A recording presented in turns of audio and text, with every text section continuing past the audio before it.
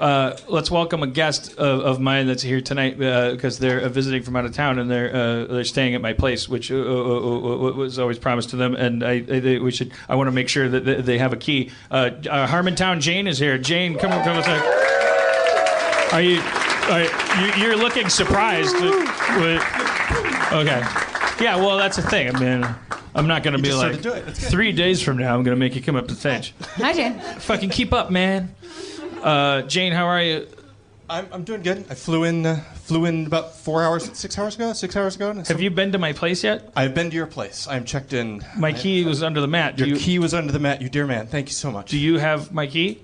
I have it on my, yeah. I do. Okay. You want it back? No, I just... Ever? I just want to take a moment and solidify my reputation with the trans community. There we go. Just to repeat, you have the key to my home in your pocket. Moving on. I give and I give. Hey, Dan, are you guys gonna use the same bathroom and it's not a fucking big deal? I have a bathroom that's en suite. They're separate bathrooms. That's what I'm talking. He has Call back. She has an ensuite bathroom. I've got an ensuite Call bathroom. back. I think that was important that I did, though. You know. What are you? Your schedule is okay because I've been busy. It was like you're staying and then you're I'm staying, you're then I'm in LA, going, and then I'm going coming back. So I'm on vacation, and it's like the first vacation I've like taken as an adult, like post divorce on my own without like a child in tow or anything. Mm-hmm. And so I came out to LA because I was born and raised in LA. Sort of touchstone with that past, and then I'm going up to San Jose, San Francisco area for a few days to hang out in Crescent Moon Bay, I think it is. They got a bed and breakfast there, meeting with some friends from college, and then I'll be back down here next week for next week's Harmontown as well. Mm-hmm. But spending time with friends from high school and friends from college. All right. Area, yeah. Well, we'll get to know the human side of you at some other point. Can I reduce you for a moment to your role as just a person? As a representative of a group that... Yeah, because sure. I was so stark raving drunk last time we spoke, which was on stage in Chicago. New York, yeah. See, there you go. I've transitioned geographically. I like all I remember is the last time we checked in was that you had said like it was like that you had escaped dichotomy altogether. That it was like you were kind of like oh there was a transition, but then it was like that's kind of like there was a third act there where you were like I'm just Jane, like I'm not. Right, yeah. So Pepsi or Coke. Right, that the journey had begun. That I thought I was going from Glenn to Jane, and that it was going to be male to female. And that's where I had thought I was going to go if you would have asked me like 30 years ago when I was in college. That was like, yeah, we talked about my ideal then was back to Madonna. That I want to go all the way. But in the year since, it's I don't know. I've changed. I'm comfortable sort of landing sort of. A lot of it has to do. So I have a son who is agendered, who has come out as agendered. He's 19 years old. Oh, and it's. Learning about just with language and with experience and with culture, subcultures that are accepting of these in-between states, I'm finding out that this dichotomy that I thought that I had to exist on one side or the other of, there are these in-betweens. And so I'm sort of learning as I go that I have other options. Like and among them being like unlabelable options. Well, yeah. I mean, all the terms that are coming up. You know, the non-binary NBG. I mean, all the acronyms and abbreviations and everything that are coming up for. Yeah, that there are things that are just what's gender anyway type of questions. Who am I doing this for? Who am I trying to impress? Who am I changing for? And it puts me. I've sort of put myself into this soup of options, and I don't know, and I'm actually feeling pretty good about not knowing. I think certainty is the enemy we have found in comedy, politics, and now this. But I already knew that. So, what took you so long to catch up? Opportunity is the thing. I mean, that's the brilliance. How do you mean? You have the freedom to explore, right? Which. Yeah, opportunity gets eliminated by certitude. Yes. Fucking nailed it. Like we worship certainty in our culture. Well, I thought it was a weird. I tweeted this thing. It was not an original thought. I was retweeting some dude that was like a pundit who said it's a pretty simple statement, but I was amazed at the amount of retweets of my retweet. It was that this guy. They had a little thing on CNN where they just talked about the state of the media and is the media responsible for our dichotomous kind of like weird hyper-partisan psychosis, or is the media just faithfully covering what is just a weirdly hyper-partisan psyche? I guess you can hear from my tone what I think is the case. But this one guy, John Avalon from I think Daily Beast, said Americans are no longer assuming goodwill on part of the folks they disagree with. And I was kind of blown away with the amount of people that were retweeting that. I guess tying that into what you're talking about, it's like we are being trained, we're being socialized to be certain of things. And part of being certain is you have to defend, you have to like compartmentalize. If you're certain that a glass of water is poison and someone walks up to it and starts to drink it, it's your duty as a human being, actually as a person who values the human race and who hopes that we survive to see a better day and colonize various planets and outlive giraffes, those fucking things. Oh, I'm a horse. I should have a longer neck. Don't let them win. Do you want to live in a world where that's how you win? We're getting close, man. As of Trump, we're like a close, like just the drop off between us and giraffes got a little less steep. Because I bet the smartest giraffe is like if you really had the option of voting for them. Anyways, I want to thank you for that. I don't know if you know, my son and I actually put together a compilation of every time that you said giraffe in the first 150 episodes of Harmontown, and it is 6 minutes long. And it is on YouTube, and I encourage you to find it because it's fucking hilarious. It's because in biology, that's the first thing we learn when they're teaching us about Darwinism. They use the obvious example of the giraffe. I think you've talked about giraffes more than you've talked about race on this show. I mean, what's the difference? We're talking about necks of different lengths.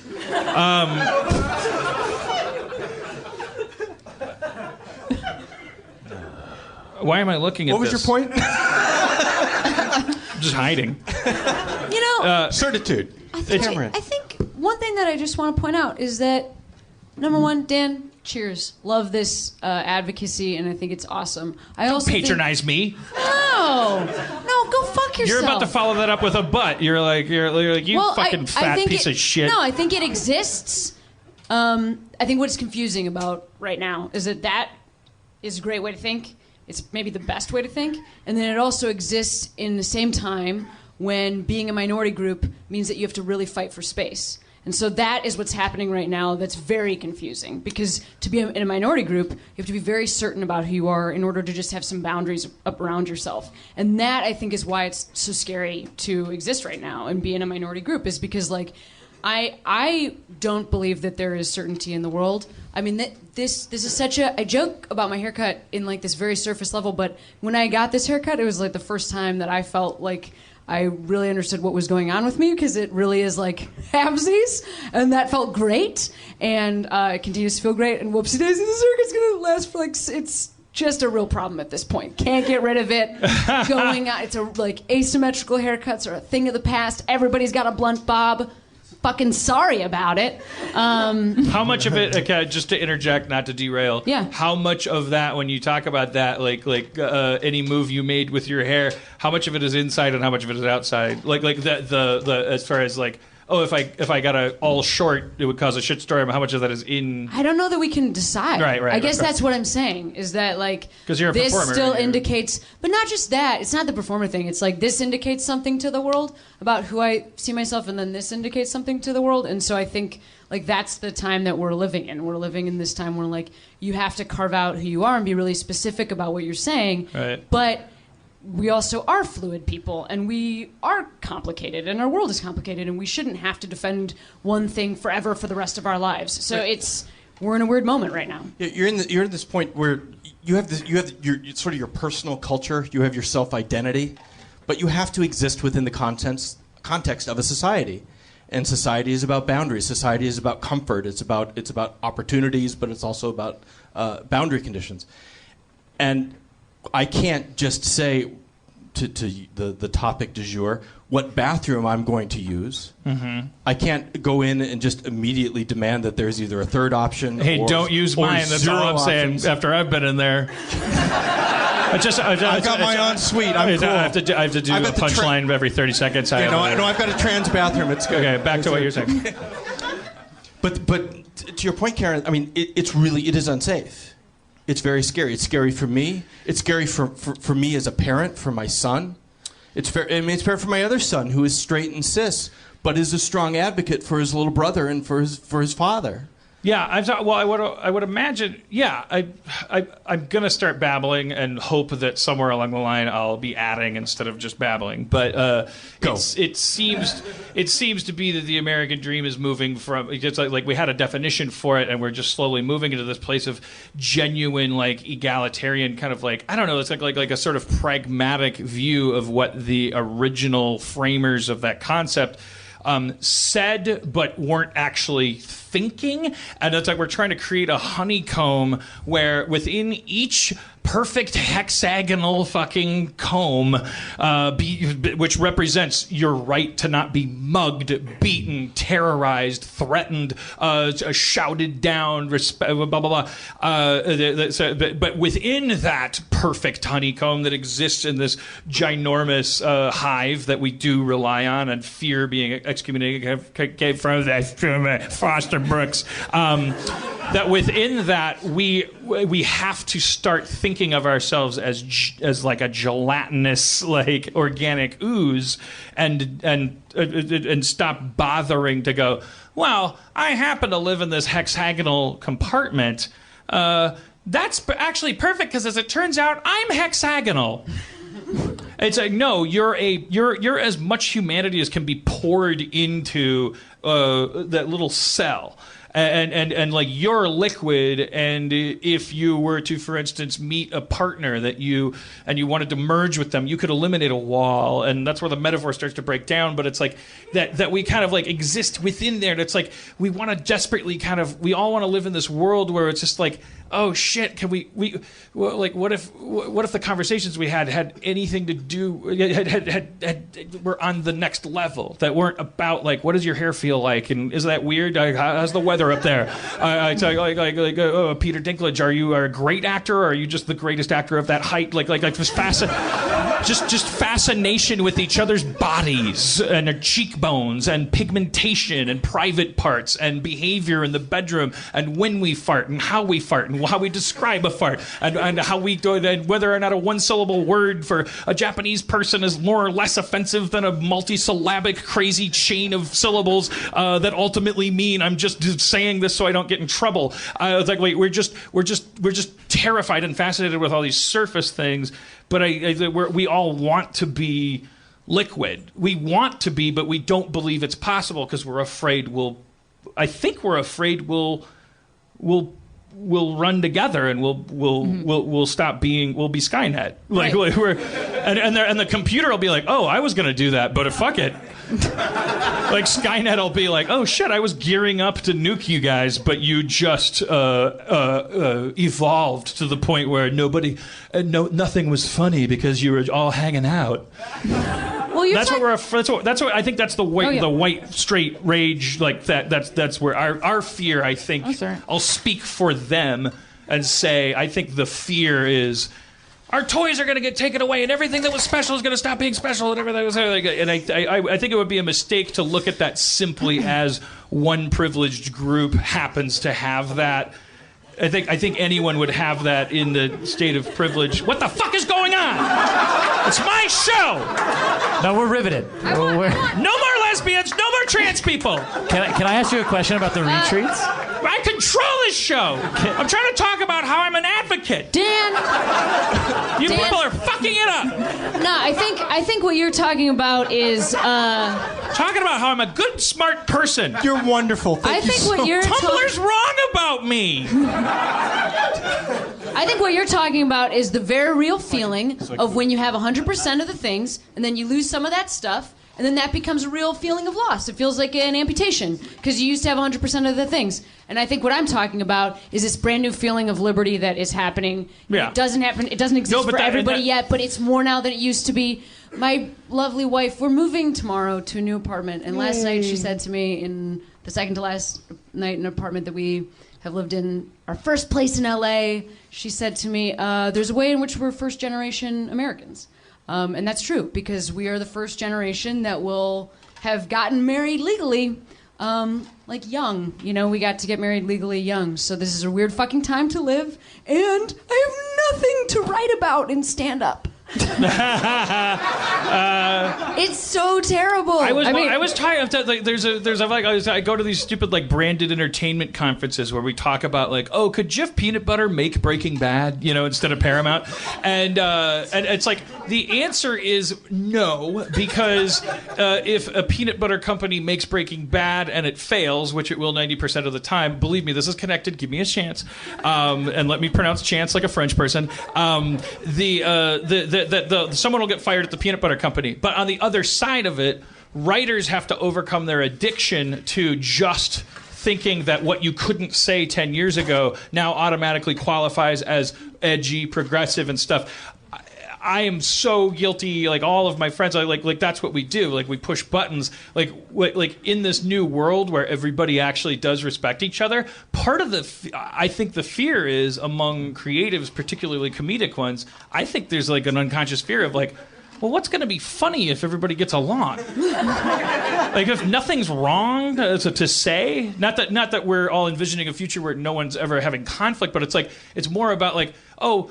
Like, you know what you never see in Roddenberry's original Star Trek series? They never go to a stand-up club. Like you see, you get a hint of how shitty music gets. Because Spock is the only musician on the Enterprise. And he plays a fucking, like, Rush instrument. Like, he's like, I love Rush and 3D chess. They never go to a comedy club, and like what would Roddenberryan stand-up be? The answer is it wouldn't. Obviously, it wouldn't have to do with Klingons drive like this and Romulans drive like that. It would be like, oh, there's like something funny. I think that's the big panic. I think there's a big fundamental question in comedy, which is like, are we just gonna pat ourselves on the back for not hating each other and take a 10% skim off the top of our pursuit of maximum comedy? Are we gonna like step things down one gear for the sake of fashion and say, oh, I'm cool with everybody, and that's how you don't get booed off stage. In exchange for that, I'm not gonna make you clutch your sides. I think that's the underlying fear, is that we would do that. But I think we've already done it. So Seinfeld is about how other people are idiots because they serve you bad airplane food, or they are like massage therapists, but they don't rub your body enough, or whatever. She's a wrong rubber. Yeah. She rubs you wrong. And Louis and Marin, and I would say this current experience we're having right here, comedy is about how we are idiots now. It used to be about how other people are idiots. It's about how we are idiots. And so that's one direction that it's going to go in, that it already has gone in. And hey, I can think I'm an idiot for a while. So I'm trying to crack that safe, because my first 15 years doing this job was just like, respect me, please. And then thank God I'm still a woman. Right. Because give me a break. We got a fucking minute. You got tenure. Yeah, you're gonna die reaching. You better believe it. If history's any teacher, I mean, we'll have an octopus president before a Okay. At least that octopus is honest, you know?